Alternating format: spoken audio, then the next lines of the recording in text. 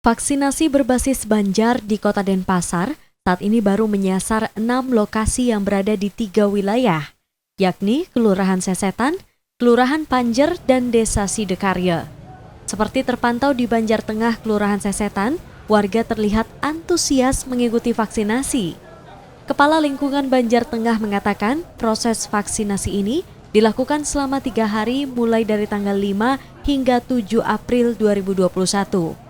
Untuk di Banjar Tengah, setiap harinya disediakan 300 dosis vaksin untuk lansia dan juga pelayan publik, seperti tenaga pendidik atau guru dan perangkat Banjar.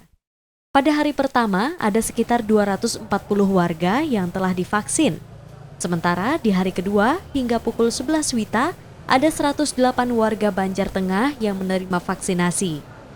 Untuk waktu vaksinasi, warga dilayani sejak pukul 8 hingga pukul 15 WITA oleh tenaga kesehatan dari Dinkes Kota Denpasar yang bersinergi dengan Puskesmas.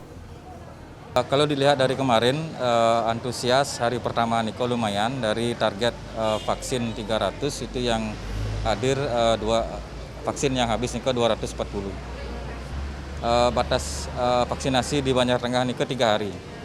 Dari jam 8 sampai jam 3 sore. Siapa saja, Pak? Yang menjadi sasaran vaksin Niko yang pertama adalah lansia, kemudian yang kedua itu adalah guru-guru, yang ketiga itu adalah aparat atau pejabat pelayan publik yang berada di Banjar dan ada di Desa Sesetan.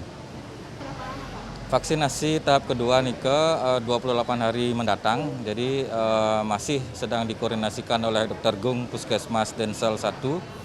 Apakah akan kembali di Banjar atau di Puskesmas?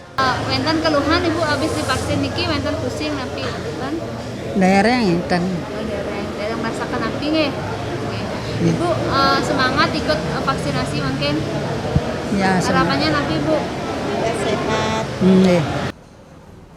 Sementara saat ditemui terpisah, juru bicara Satuan Tugas Penanganan COVID-19 Denpasar mengatakan pihaknya mengejar target capaian vaksinasi secara masif melalui penerapan metode vaksinasi berbasis Banjar. Pelaksanaan vaksinasi berbasis Banjar ini juga untuk mengejar target vaksinasi lansia yang masih belum mencapai target.